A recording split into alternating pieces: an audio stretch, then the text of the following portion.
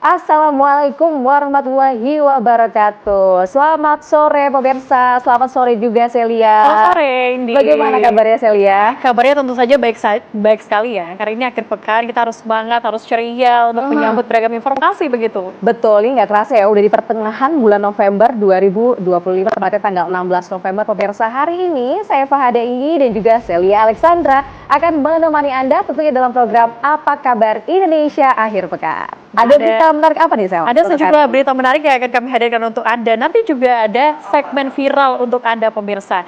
Tapi sebelum kita alihkan ke segmen viral nanti di segmen kedua, kami hadirkan dulu informasi pertama untuk Anda di sore hari ini. Informasi pertama pemirsa, sebuah mobil hangus terbakar di ruas tol Jor Kota Bekasi, Jawa Barat. Api membakar keseluruhan bodi mobil.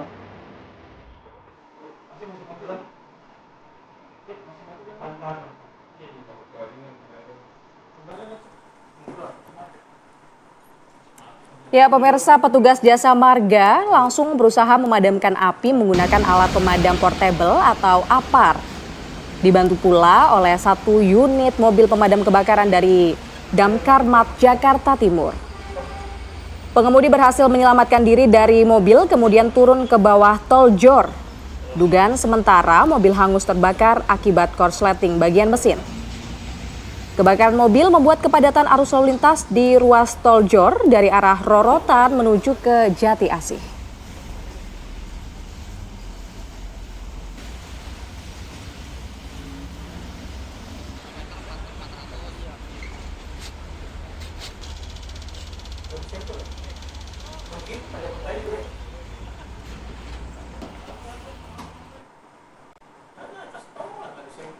Ya, selain kejadian mobil yang terbakar itu ya, Celia dan juga pemirsa, memang kita harus hati-hati dalam berkendara. Ini ada kabar mengenai sebuah mobil pick up yang menabrak satu keluarga yang mengendarai motor di Goa, Sulawesi Selatan.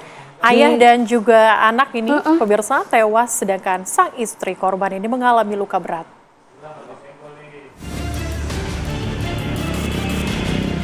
Rekaman CCTV salah satu toko memperlihatkan detik-detik terjadinya kecelakaan maut antara sebuah mobil pick-up dan pengendara motor yang berboncengan tiga di Jalan Poros Malino, Kelurahan Mawang, Kecamatan Somba Opu, Kabupaten Goa, Sulawesi Selatan. Kejadian berawal saat mobil pick-up melaju dengan kecepatan tinggi, pindah lajur ke kanan dan menghantam motor korban. Diduga sopir mobil dalam pengaruh alkohol. Kerasnya tabrakan membuat dua orang yang merupakan ayah dan anak yakni Akbar Dani Saputra 41 tahun dan Nurhan Afkar Fadil 11 tahun tewas. Sementara istri korban Norma 38 tahun mengalami luka berat dan dirawat di RSUD Syekh Yusuf Kabupaten Goa. Ya benar, jadi telah terjadi kecelakaan lalu lintas tepatnya di atas Jalan Poros Malino, Kelurahan Mawang, Kecamatan Somba, Kabupaten Goa. Sebuah mobil Mitsubishi Pickup dengan sebuah sepeda motor yang berpenumpang 3 orang. Kendaraan dari mana? Untuk kendaraan berpeda itu dari arah Suminasa ke arah Malino dan sepeda motor dari arah sebaliknya. Ada korban, Pak? Untuk korban ada 3, satu orang meninggal dunia titik itu, satu orang meninggal dalam perawatan dan satu orang lagi sementara dalam perawatan di Rumah Sakit Umum Saicit, Kabupaten Goa. Petugas unit Gakum Satlantas Polres Goa yang tiba di lokasi kecelakaan melakukan olah TKP dan mengamankan 2 kendaraan yang terlibat kecelakaan. Sopir sempat kabur saat kejadian, namun berhasil ditangkap polisi. Saat ini sopir pick-up masih menjalani pemeriksaan. Jasad ayah dan anak telah diserahkan kepada keluarga untuk dimakamkan. Dari Kabupaten Goa, Sulawesi Selatan, Idris Tajanang, TV One mengabarkan.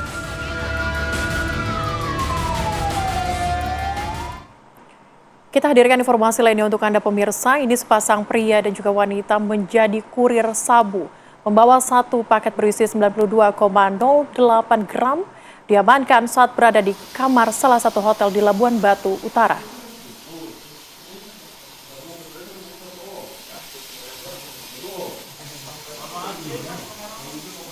Ya, pemirsa, Satres Narkoba Polres Labuhan Batu ini melakukan penggerebekan terhadap kurir narkoba di salah satu kamar hotel di Jalin Sum, Pinang Lembang, Labuhan Batu Utara, Sumatera Utara kemarin. Saat digeledah, petugas menemukan narkotika jenis sabu, tepatnya seberat 92,08 gram. di kamar hotel tersebut. Kini kedua pelaku dibawa ke Polres Labuan Batu berikut dengan barang bukti guna penyelidikan lebih lanjut.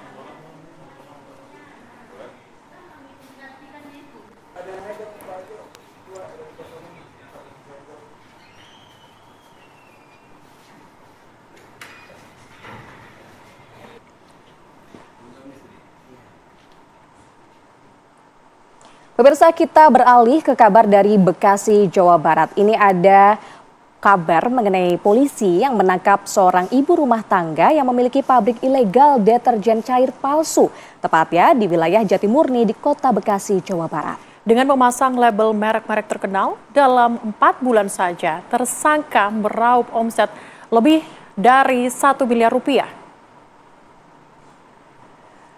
Petugas Satreskrim Polres Metro Bekasi Kota menggerebek sebuah rumah di Kafling Korulus, Kampung Sawah Jatimurni, Pondok Melati.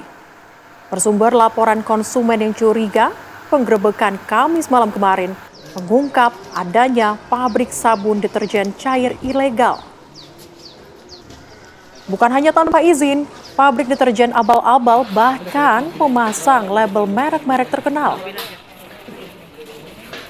Polisi kemudian menetapkan tersangka seorang wanita berinisial ROH yang menjadi pemilik pabrik. Para pegawai juga dibawa ke Mapolres untuk menjadi saksi. Kepada polisi, pemirsa, tersangka mengungkap awalnya ia membuat sabun cair tanpa merek. Namun, barangnya kurang laku meskipun dipasarkan lewat offline dan online. Niat jahat itu diwujudkan bulan lalu dengan mencetak dan memasang merek-merek sabun yang laris. Barang palsu dijual online dengan dibanderol harga lebih murah. Sejak itu, pesanan mengalir deras hingga mencapai omset 1 miliar rupiah dalam 4 bulan saja. Kini pemirsa, pelaku diancam dengan pelanggaran Undang-Undang Nomor 8 Tahun 1999 tentang perlindungan konsumen dengan konsekuensi pidana 5 tahun penjara.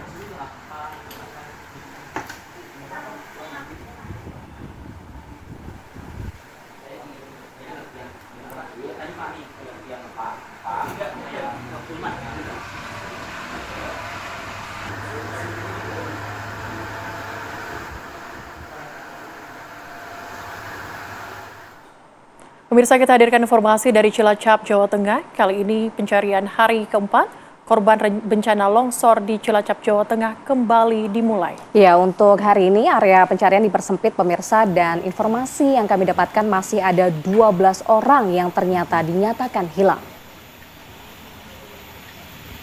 Upaya pencarian korban longsor tepatnya di Desa Cibenying kini kembali dimulai. Pencarian di hari keempat ini melibatkan 600 tim SAR gabungan. Setelah ditemukannya semua korban di titik A3, kini area pencarian diperkecil menjadi 4 titik lokasi. Dalam proses pencarian, tim SAR pun menerjunkan 9 anjing pelacak serta 20 ekskavator. Dari data petugas yang kami dapatkan, kini jumlah orang dalam pencarian menjadi 12 dan 11 orang dinyatakan meninggal dunia. Oh, yang bisa mana-mana.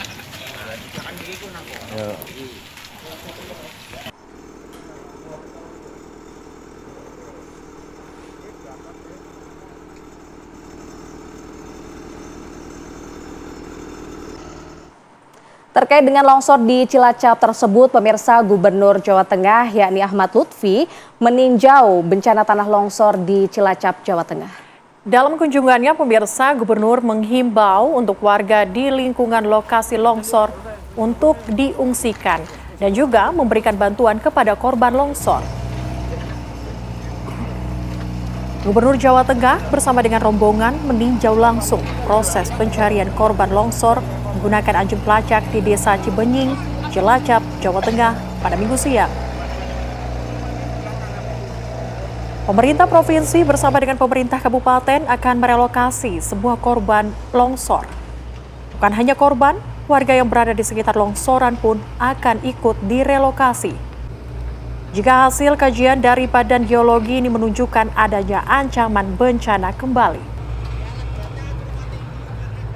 Pihak pemerintah, pemirsa, sudah menyiapkan 3,5 hektar tanah di Kecamatan Majenang untuk tempat relokasi. Gubernur pun menyampaikan bahwa akan membangun 16 rumah bagi korban longsor. Anggaran yang disiapkan mencapai 400 miliar rupiah.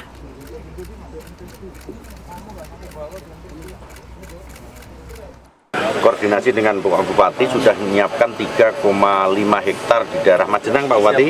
Dan nanti untuk rumahnya kita siapkan 400 miliar, kita geser agar masyarakat yang terdampak segera recovery. Itu satu.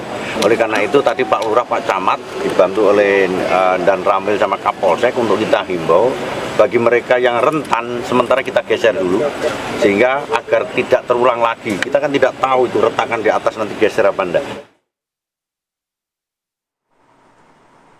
Pemirsa, bentuk simpati warga terhadap korban longsor di Cilacap, Jawa Tengah. Ini warga rela antri di posko pengungsian untuk memberikan bantuan berupa sembako dan juga pakaian.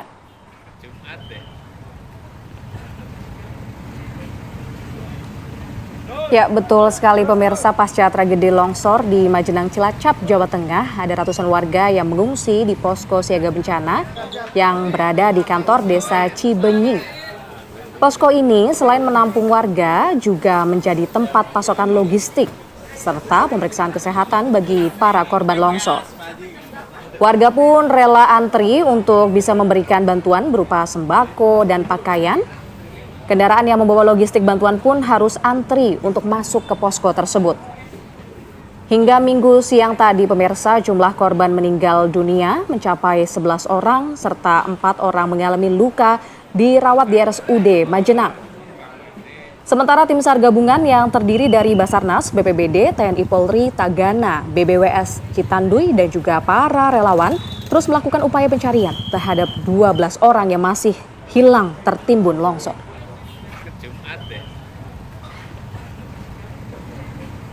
DCI Ciamis Raya alhamdulillah berupa mie instan, beras, sembako berarti ya? Sembako. Ya, sebanyak 1 mobil bak penuh. Kita lihat situasinya, mudah-mudahan kalau ini nanti kita berlanjut untuk hari berikutnya. Ya pemirsa, kita akan update bagaimana proses pencarian korban longsor di Cilacap, Jawa Tengah. Ada 2 rekan kami. Yang pertama adalah rekan Budi Zulkifli yang saat ini berada di lokasi. Kemudian juga ada Aditya Triwahyudi yang berada di Rumah Sakit Majenang. Pertama kita akan menuju ke Budi Zulkifli. Budi, apakah sudah ada korban yang berhasil ditemukan dari pencarian di hari keempat hari ini?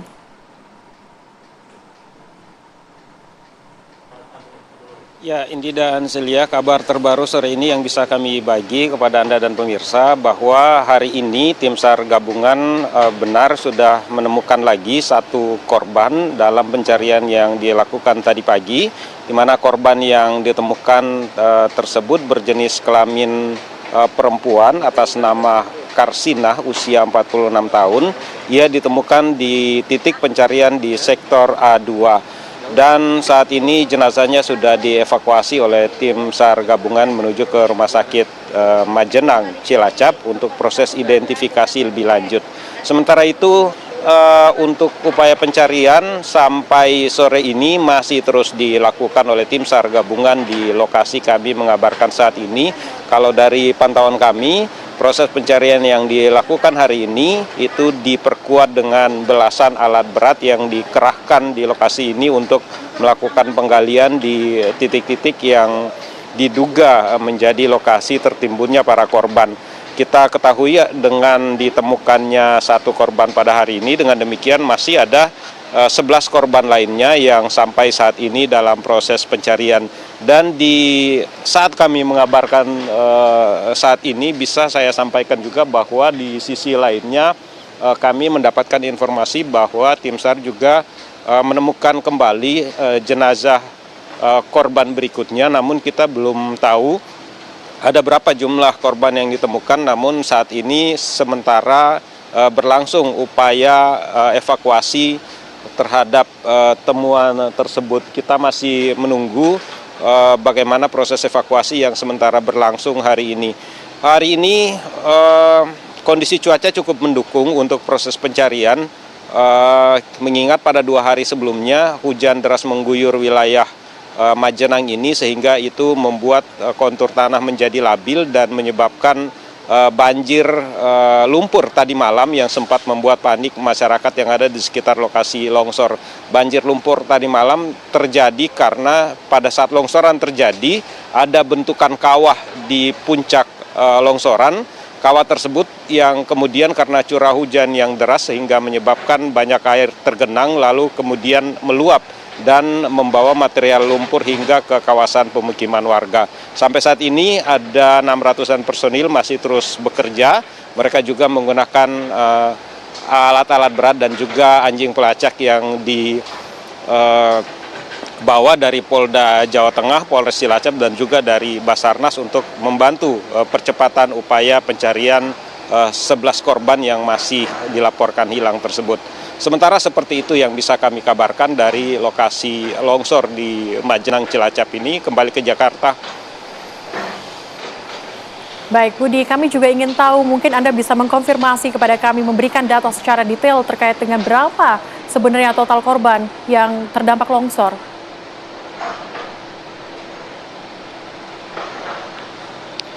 Ya, kalau data terbaru memang belum dirilis secara langsung ya, tapi kalau data yang kemarin memang ada 11 korban yang sudah ditemukan dan 12 dilaporkan masih dalam pencarian. Tapi dengan ditemukannya 1 korban tadi pagi dalam proses evakuasi yang dilakukan oleh tim SAR gabungan, dengan demikian maka sementara yang sudah terkonfirmasi ditemukan ada 12 korban dan 11 warga lainnya masih dilaporkan hilang. Sementara itu saat ini juga kami melihat ada informasi sementara proses evakuasi temuan jenazah baru begitu yang sempat kami dengar saat kami mengabarkan saat ini, tapi kita belum bisa mengkonfirmasi lebih lanjut karena prosesnya masih sementara berlangsung di sisi lain dari tempat kami mengabarkan saat ini. Begitu.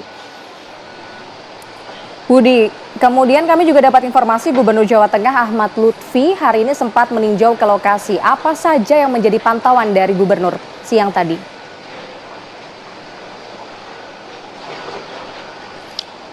Iya benar sekali. Tadi Gubernur Jawa Tengah Ahmad Lutfi meninjau langsung lokasi terdampak longsor di Cilacap, Jawa Tengah ini, dan tidak hanya Gubernur Jawa Tengah. Beberapa saat yang lalu juga Wakil Gubernur Jawa Tengah juga datang ke lokasi ini untuk memantau langsung.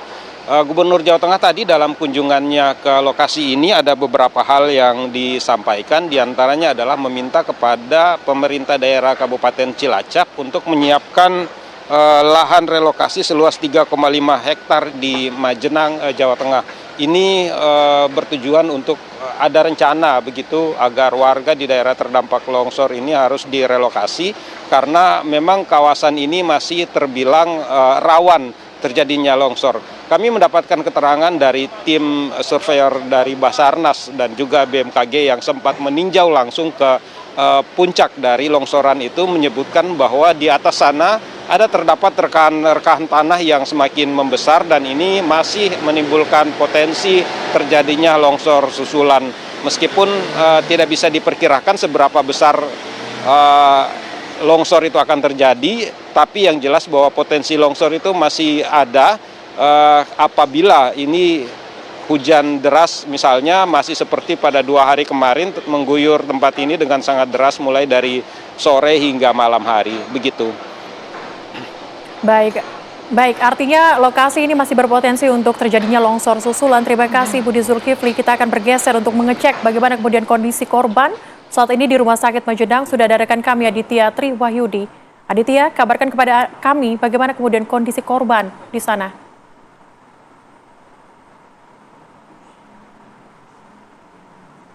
Ya, pemirsa, baru saja tiba 1 jenazah berjenis kelamin perempuan yang tiba di posko antemortem RSUD Majenang Cilacap, Jawa Tengah. Seperti yang dikabarkan oleh rekan Budi tadi, memang tim SAR hari ini kembali menemukan 1 korban longsor yang berada di wilayah longsoran di daerah Desa Cibenying, Kecamatan Majenang, Kabupaten Cilacap, Jawa Tengah. Seperti yang tadi Anda saksikan bahwa memang petugas baru saja membawa satu jenazah ke dalam ruang instalasi pemulasaran jenazah atau IPJ yang merupakan posko antemortem dari tim DVI. Dan pihak keluarga juga seperti yang Anda saksikan di belakang saya memang sudah tiba untuk memberikan informasi dan data yang nantinya bisa dicocokkan postmortemnya dan diberikan kepada petugas. Sementara korban luka yang masih dirawat di RSUD Majenang ini berjumlah 4 orang dan kondisi mereka ini cenderung membaik. Dan siang tadi Kementerian Sosial melalui Wakil Menterinya Agus Jabo ini mengunjungi korban dan menyebut Kementerian Sosial akan memberikan santunan berupa uang tunai kepada korban luka dan memberikan santunan pula kepada ahli waris dari korban meninggal dunia. Dengan demikian, jumlah korban hingga minggu petang ini yang berhasil dievakuasi oleh petugas sebanyak 12 orang dan 11 orang masih dinyatakan hilang. Tim SAR gabungan dari berbagai elemen masih terus berupaya melakukan pencarian di lokasi dengan mengerahkan alat berat dan anjing pelacak.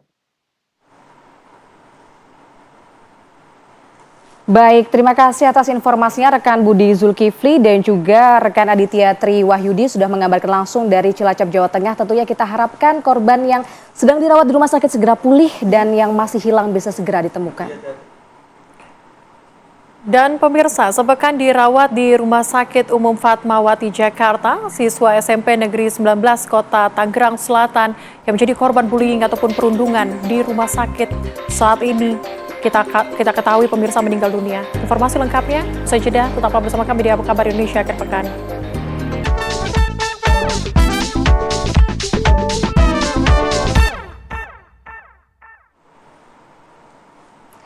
Ya pemirsa, terima kasih Anda kembali menyaksikan program Apa Kabar Indonesia akhir pekan. Kita ke kabar viral ya, ini di segmen ini ada seorang warga penggemar kereta yang sedang live di YouTube pemirsa berhasil mengambil gambar tanpa sengaja. Ia ini mengabadikan detik-detik terlepasnya sambungan rangkaian kereta api 246 Majapahit di Pasar Senen, Jakarta Pusat, tepatnya pada hari Jumat sore. Terlihat pemirsa, bagian sambungan antara kereta ini mendadak terputus tak lama setelah rangkaian mulai bergerak. Begitu menyadari ada yang tidak beres, rail fans ini langsung bergegas lari teriak menuju kabin lokomotif untuk memberitahu kepada masinis.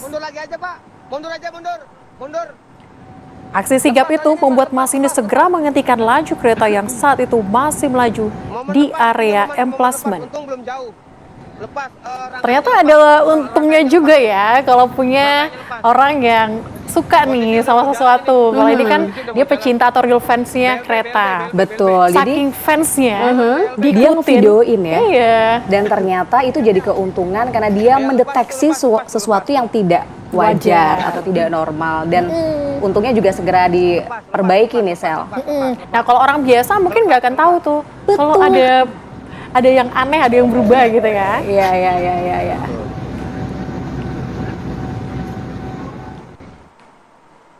Nah ini sosok viral yang mungkin banyak juga diperbincangkan nih. Kalau kemarin sempat viral terkait dengan Sister Hong nih, di Indonesia nih pemirsa ada sosok MUA, makeup artis asal Lombok Tengah yang namanya Denny Apriyadi Rahman alias Dea Lipa ini akhirnya angkat suara atas tuduhan dirinya sebagai Sister Hong yang kemudian viral di media sosial.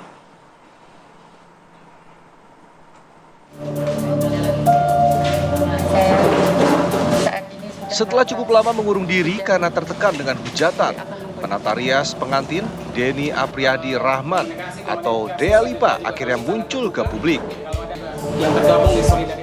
Pria berumur 23 tahun yang dituduh menyamar menjadi wanita ini memberikan klarifikasi sambil tak kuasa menahan tangis. Denny mengaku menjalani hidup dengan keterbatasan pendengaran sejak kecil dan tetap berjuang hingga menjadi makeup artis yang dipelajarinya secara otodidak melalui media sosial. Dalam pernyataannya, Denny mengaku tersakiti oleh sejumlah akun yang menyebarkan foto dan memfitnah dirinya sebagai Sister Hong. Ia juga membantah melakukan penipuan dengan menyamar menjadi perempuan dan melakukan penyimpangan seperti yang dituduhkan.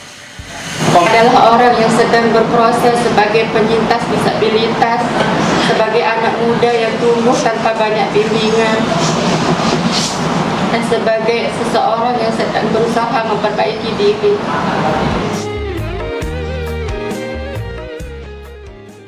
Sebelumnya media sosial dihebohkan dengan penemuan seorang MUA cantik yang selama ini dikenal aktif membagikan kegiatan merias dan aktivitas sehari-hari di media sosial yang ternyata adalah seorang laki-laki tulen.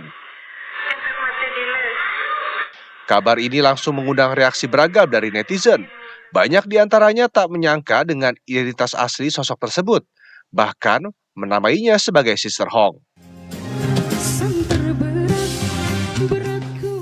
Dari Lombok Tengah, Nusa Tenggara Barat, Herman Zuhdi, TV One mengabarkan.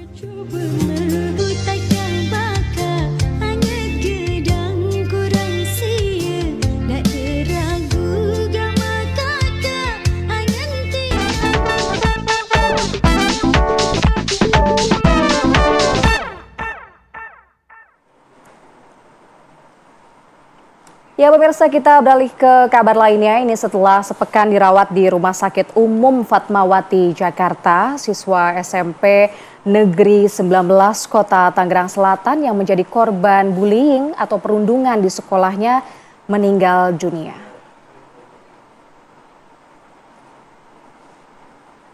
Muhammad Hisham berusia 13 tahun, kelas 1 SMP Negeri 19 Kota Tangerang Selatan yang menjadi korban bullying di sekolah meninggal dunia setelah sepekan dirawat di Rumah Sakit Umum Fatmawati, Jakarta. Pihak keluarga pun langsung menyiapkan kedatangan almarhum di Kampung Maruga Ciater, Kecamatan Serpong, Kota Tangerang Selatan. Para pejabat Dinas Pendidikan maupun Wakil Wali Kota Tangerang Selatan mendatangi rumah duka guna mengucapkan bela sungkawa terhadap keluarga almarhum. Setelah dimandikan dan disolatkan, almarhum pun diiringi oleh teman kelasnya ke peristirahatan terakhir.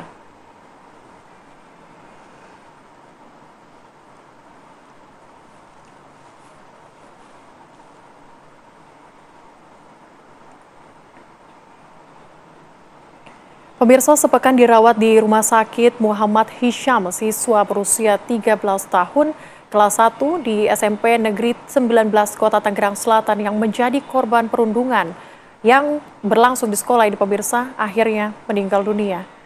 Dan saat ini sudah bersama dengan kami pemirsa sang kakak yang bernama Muhammad. Ini adalah kakak dari Muhammad Hisham bernama Rara. Halo Mbak Rara. Halo.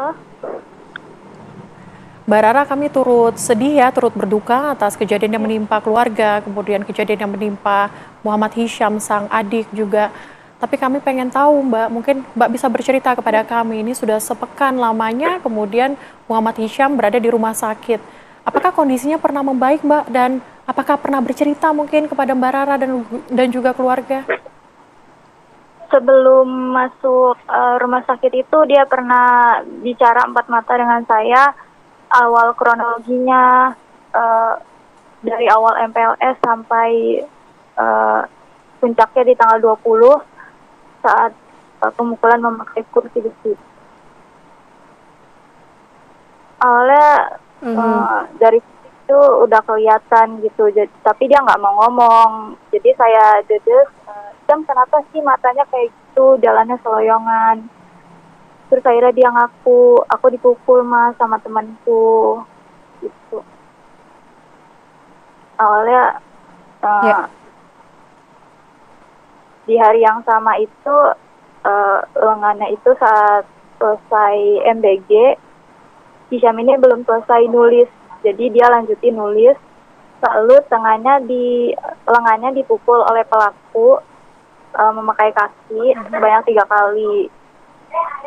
Lalu pas selesai pulang sekolah piket, kebetulan Hisham ini piket di hari Senin.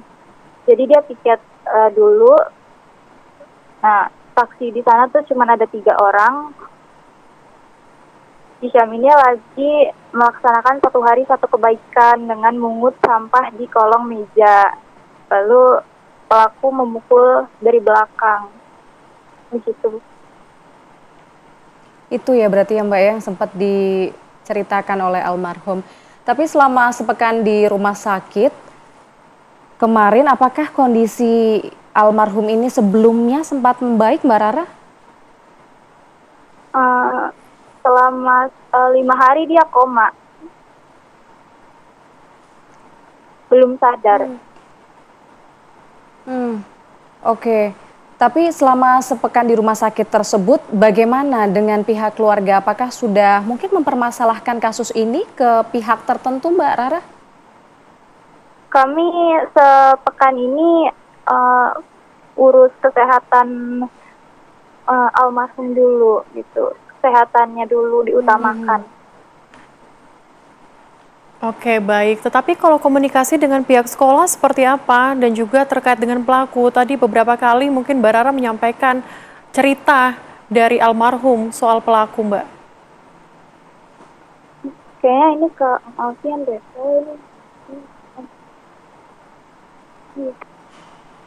Baik. Oke, Mbak Rara. Baik. Berarti untuk saat ini komunikasi, ya baik. Saat ini kita terhubung mungkin dengan siapa, Mas? Sebagai apa dari keluarga almarhum? Saya kebetulan kuasa hukumnya dari keluarga korban, Mas Alfian. Oke, baik. Kuasa hukum. Mungkin Anda bisa ceritakan komunikasi dengan sekolah bagaimana dan juga terkait dengan pelaku bagaimana? Pada saat 22 Oktober itu sudah diupayakan untuk bersama dengan pihak pelaku dan pihak sekolah duduk bersama, tapi hasilnya itu hanya pernyataan dari keluarga pelaku bahwasanya dia menyetujui untuk biaya pengobatan sampai pulih baik fisik maupun psikis. Tapi setelah itu berjalan kurun waktu 2 hari tidak ada itikat baik dari sekolah untuk mendatangi rumah korban. Kemudian langkah ke depannya akan seperti apa ini, Mas? Dengan Mas siapa ini, Mas? Mas Alfian, Mbak.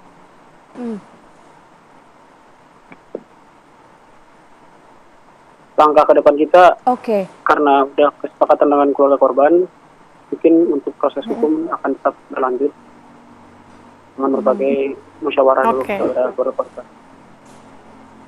Baik. Mas Alfian, boleh mungkin kami berbicara lagi bersama dengan Mbak Rara. Apa kemudian yang diharapkan keluarga nih, Mbak Rara, atas kasus ini? Terutama dari pihak keluarga ya, Sel, ya, apa nih harapannya? Baik. Mbak Rara mungkin bisa disampaikan apa yang diharapkan keluarga, Mbak Rara? Harapannya proses secara adil-adilnya. Kami keluarga ingin keadilan. Keluarga meminta keadilan. Terima kasih Mbak Rara sudah bergabung dengan kami. Sekali lagi kami ucapkan turut berduka cita atas yang menimpa keluarga. Sehat selalu Mbak Rara.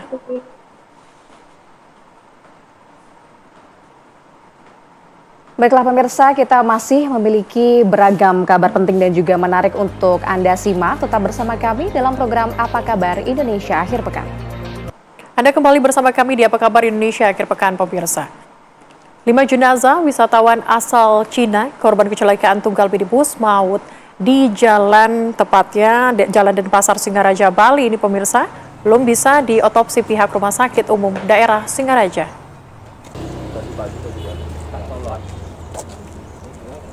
Pihak kepolisian akan berkoordinasi dengan pihak konsulat Tiongkok di Bali, terutama untuk proses pemulangan jenazah dan perawatan korban luka. Satlantas Polres Buleleng juga melibatkan Dinas Perhubungan untuk memeriksa kondisi kelayakan jalan kendaraan minibus maut tersebut pemirsa untuk memastikan penyebab kecelakaan apakah karena faktor pengemudi atau kerusakan pada kendaraan. Sementara itu, dokter forensik dari RSUD Buleleng, yakni Dr. Clarissa mengungkapkan pihaknya baru bisa melakukan pemeriksaan luar terhadap 5 jenazah WNA Cina, korban kecelakaan yang terdiri dari 3 perempuan dan 2 laki-laki itu. Pihak rumah sakit masih menunggu persetujuan keluarga korban untuk melakukan otopsi.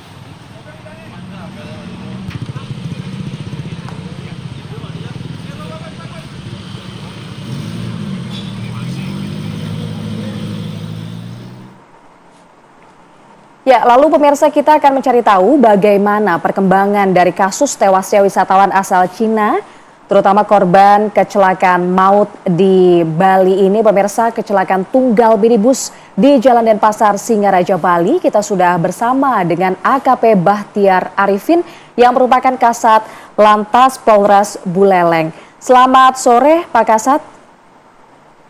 Selamat sore, Mbak. Ya Pak, sebelumnya kami ingin mengupdate terlebih dahulu untuk jumlah dari korban yang masih dirawat dan mengalami sejumlah luka-luka ini berapa orang Pak sampai saat ini? Jadi tadi juga sudah kami koordinasikan dengan pihak dari konsulat Cina untuk terhadap 8 orang warga negara asing Cina mendapatkan perawatan di Rumah Sakit Siloam di Denpasar, ya. Jadi kemarin dirujuk dari Rumah Sakit KDH Buleleng, dirujuk ke Denpasar, Siloam, 8 orang yang mana 2 orang dalam keadaan sehat dan 6 orang sedang dirawat di Siloam untuk pengobatan selanjutnya di sana. Baik, terdapat 8 orang korban, tapi apakah sudah ada penetapan tersangka untuk kasus ini? Untuk penetapan tersangka saat ini kita juga masih berproses ya Pak, jadi kita juga masih mengumpulkan data-data beserta dengan keterangan-keterangan daripada saksi maupun saksi ahli. Namun untuk pengemudi daripada kendaraan HS tersebut masih kita amankan di kantor Satlantas Polres Buleleng, Mbak. Tapi bagaimana dengan hasil pemeriksaan sebelumnya ini Pak? Apakah ini bisa diketahui murni human error atau justru ada kerusakan pada kendaraan? Jadi kemarin juga kita sudah berkoordinasi ya, kita melibatkan stakeholder terkait. Memang penjelasan awal, pengakuan awal daripada pengendara bahwa terjadinya kegagalan pengereman pada kendaraan HS tersebut. Namun kemudian setelah kita mengundang dari Dinas Perhubungan, nyatakan bahwa kendaraan tersebut layak jalan. Ini sementara juga kita masih berkoordinasi dengan ATPM dari Toyota untuk mendatangkan saksi ahli terkait dengan pengereman tersebut, apakah kendaraan tersebut memang dalam keadaan sehat ataupun terdapat kegagalan pada fungsi pengereman ataupun kerusakan pada bagian-bagian kendaraan tertentu. Namun ini masih kita coba telusuri kembali, kita kumpulkan data-data dan juga fakta-fakta di lapangan beserta dengan keterangan-keterangan daripada saksi ahli yang diperlukan untuk melengkapi untuk pemberkasan kami juga di sini. Baik, artinya penyelidikan masih terus berlanjut. Terima kasih AKP Bahtiar Arifin, Kasat Lantas Polres Buleleng sudah bergabung bersama dengan kami. Sehat selalu. Terima kasih, Mbak. Sehat selalu. Ya. Baiklah pemirsa, ini selanjutnya usai jeda pariwara berikut ini kita akan membahas nih ya Celia mengenai jajanan tempo dulu yang kini bisa kembali dirasakan oleh masyarakat terutama yang datang ke Taman Ismail Marzuki Jakarta. Kira-kira seperti apa ya keseruan menikmati jajanan tempo dulu di tim Jakarta tersebut? Kami hadirkan informasi untuk Anda usai jeda pariwara berikut ini. Anda kembali bersama kami pemirsa di Apa Kabar Indonesia Akhir Pekan. Akhir pekan ini enaknya jajan gitu ya. Mau banget jajan. Mau banget. Karena kali ini ada festival jajan Tempo Dulu yang kembali diadakan untuk pecinta makanan yang berlokasi di Taman Ismail Marzuki Jakarta. Kira-kira ada apa aja ya? Nah itu dia, ini dia informasi nih untuk pemirsa. Karena Festival Jajanan Tempo Dulu tahun 2025 ini pemirsa menghadirkan puluhan jenis makanan, minuman jadul hingga kuliner Nusantara. Di festival ini ada beragam jajanan yang bisa dinikmati seperti contohnya nih ada dodol, ada selendang mayang, ada lamang tapai, kolak pisang, es tebak, pisang kapik, aneka cemilan dan masih banyak kuliner lainnya.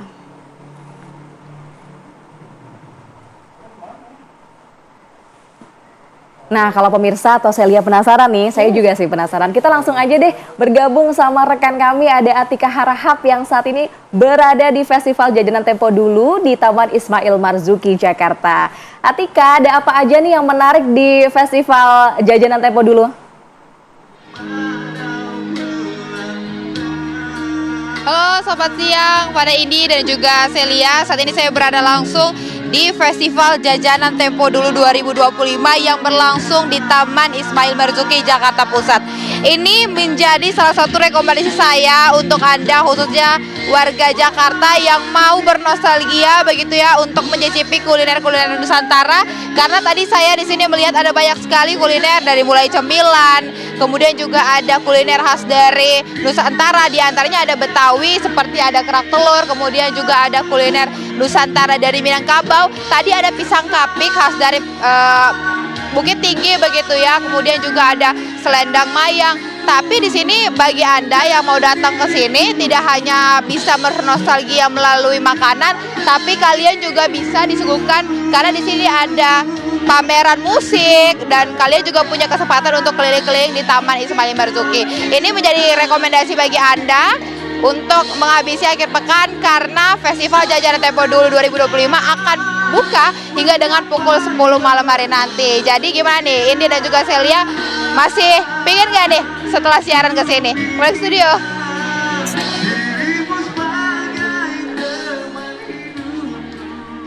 Baik, terima kasih Atika Harahap. Wah, menarik ya. Nanti mungkin saya habis ini langsung berkunjung ke Taman Ismail Marzuki. Pengen Langsung ya jajan ya. kolak pisang. Bisa sampai malam kok, Sel. Oke, siap. Nanti tenang saja. Oke. Ya, baiklah pemirsa, masih ada beragam kabar menarik untuk Anda dalam Apa Kabar Indonesia Akhir Pekan bersama Fahada dan juga Celia usai jeda pariwara berikut ini. Anda kembali bersama kami di Apa Kabar Indonesia Akhir Pekan, pemirsa. Gajah Mada Chamber Orchestra ini kembali menunjukkan eksistensinya dengan menggelar sebuah pertunjukan, pemirsa, konser akbar tahunan berjudul Thematic Concert Cinematic Whispers yang menyajikan lagu-lagu romantis dari soundtrack film terkenal dunia. Konser digelar di Fakultas Bahasa Seni dan Budaya Universitas Negeri Yogyakarta pada Sabtu malam dan menampilkan berbagai alat musik, string, sequin, combo, hingga perkusi. Ada sekitar 70 orang yang tampil, mulai dari pemain musik, konduktor atau dirijen, hingga para penyanyi. Juga kami ingin mengedukasi kepada masyarakat bahwa musik itu bisa ditampilkan di atas panggung dengan cara yang megah dan cara yang elegan seperti masyarakat sukai atau yang biasa masyarakat dengar seperti itu. Pemirsa, informasi tadi sekaligus menutup jumpa kita di Apa Kabar Indonesia Akhir Pekan. Saya Celia Alexandra. Dan saya Fahada Indi, mewakili kru yang bertugas. Tentunya mengucapkan terima kasih atas kebersamaan Anda, pemirsa. Selamat sore dan selamat berakhir pekan. Sampai jumpa.